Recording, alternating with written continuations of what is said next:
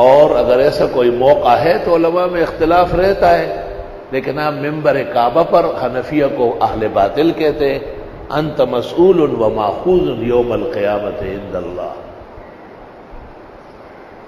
سخت ضرورت ہے کہ پاکستان کی حکومت کی نگرانی میں اجل محدثین، فقہا، محققین اور مناظرین کا ایک وفد تشکیل دیا جائے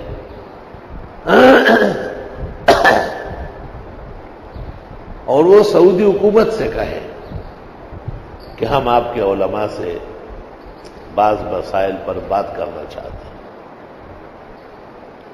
وہ جس طرح سمجھتے ہیں اس طرح نہیں ہے، اور ہم پر ان کی فحش غلطی بالکل واضح ہے۔ میں آپ کو 2 مثالیں دیتا ہوں۔ اس وقت حرمین شریفین میں سب سے بڑا عالم دکتور صالح حمید ہے، جو قضاء اور فقہ کے بڑا ہے، شؤون کا بھی رئیس رہا ہے، مجلس شورا کا بھی رئیس رہا ہے، اور واقعی جلیل القدر عالم ہے۔ اور ائمہ حرمین میں سب سے زیادہ محبت مجھے ان سے ہے، علیق سلیق بھی ہے، اور ختم بخاری کے لیے آنے کی دعوت بھی دی ہے۔ کبھی کبھی برادرم مولانا عبدالقیوم گلگت والوں سے پوچھتے ہیں، شیخ زرولی متی یدعونا الی حفلۃ البخاری، کب بلا رہے ہیں؟ نحن متحیون۔ شیخ نے جواب دیا، مولانا صاحب نے، جن کے توسط سے بات ہوئی، کہ جو ہونا کا غیر صالح، پاکستانی فضائیں ٹھیک نہیں ہیں، اجتماعات میں ہمارے علماء احتیاط کرتے ہیں۔ حرم شریف میں انہوں نے خطبہ دیا،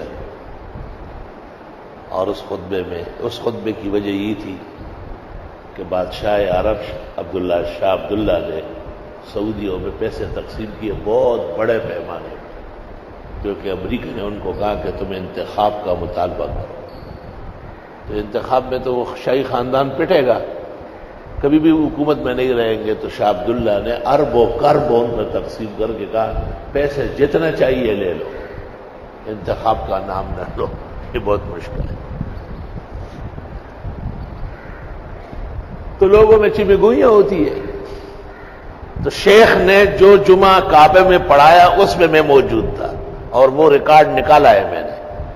عزیزم محمد انور شاہ کو اللہ جزائے خیر دے، پورا خطبہ نکالا، وہ نیٹ سے نکل آتا ہے۔ شیخ نے کہا ہے، الفقر مذموم فی کتاب اللہ و سنت رسولی ولیس بممدوح، الفقر ذلت۔ حالانکہ بخاری میں باب فضل الفقر والفقراء،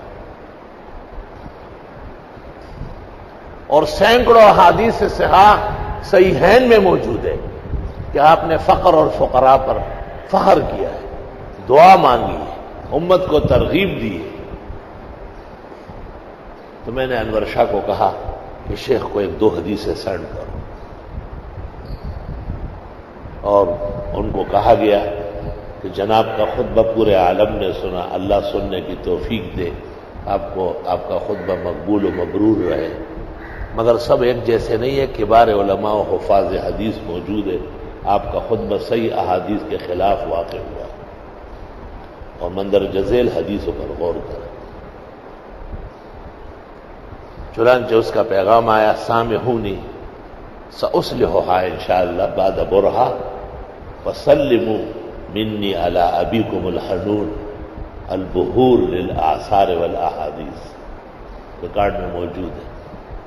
والد صاحب کو سلام کہے اور معاف فرمائے، میں ان قریب اس کی اصلاح کروں گا۔ یہ ایک بات ہو گئی۔ شریم نے خطبہ دیا، اس میں موجود تھا، جمعے کا خطبہ دیا۔ خطبہ اس طرح دیا کہ اہل باطل صرف اپنے دلائل پیش کرتے ہیں، اہل حق ایسے دلائل بھی پیش کرتے ہیں جن سے اہل باطل کو فائدہ ہوتا ہے، کیونکہ وہ جھوٹ نہیں بول سکتے۔ جیسے امام بخاری نے کتاب الزکوٰۃ میں ایک روایت نقل کی ہے جو حنفیہ کو فائدہ دے رہی ہے، جبکہ حنفیہ پر امام بخاری کے حملے دنیا کو معلوم ہے۔ میں نے خطبہ سنا اور بہت دکھ اٹھایا، اور میں نے اپنے ایک عزیز شاگرد شفیق الرحمان کشمیری کو کہا کہ ایک ٹیپ ریکارڈ بھی لیا اور یہ کیسٹ نکال کے لاؤ۔ وہ ٹیپ ریکارڈ بھی لیا ہے، کیسٹ بھی لیا ہے، میں نے 15 مرتبہ اگلے صبح تک سنا، اور وہاں کے علماء سے گفتگو کی۔ وہ غریب ریالوں کے لیے ٹھہرے ہوئے ہیں، ان کا کیا کام ہے؟ تحقیق۔ اور انہوں نے کہا نہیں تعریف کی۔ میں نے کہا تعریف نہیں کی، مذمت کی ہے، حنفیہ کو اہل باطل میں ڈالا ہے، یہ اس کے اختیار میں حق و باطل کے فیصلے کرنا۔ چنانچہ اس کو بھی میں نے پیغام دیا کہ خود بے احتیاط سے دیا کرو، صرف آپ نہیں اور بھی دنیا میں علماء ہیں۔ آپ نے کس قاعدے کے ساتھ؟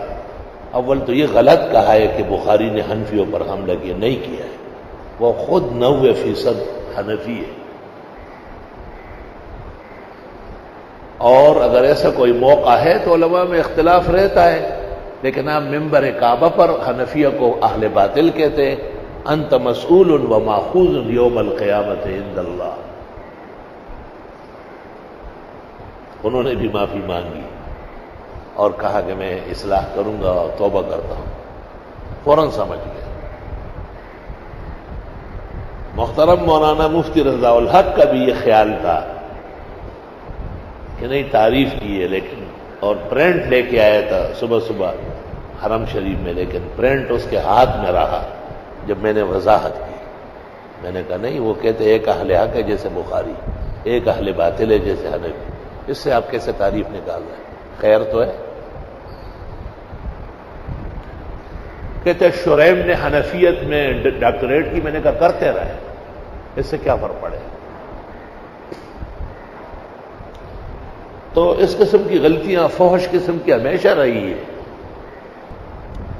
اس لیے میں ہمیشہ مولانا فضل الرحمان صاحب مدظلو سے بھی میں نے عرض کیا، علامہ خالد محمود سے بھی عرض کیا کہ ایک موقر وفد علماء راسخین کا، بڑے جو ہمارے ہاں معروف فی العلم ہیں، ان کو اکٹھے کیا جائے اور ان سے جا کے گفتگو کی جائے۔ جب تک سرکاری وفد نہ ہو وہ کسی چیز کی اہمیت نہیں مانتے، یاد رکھیں۔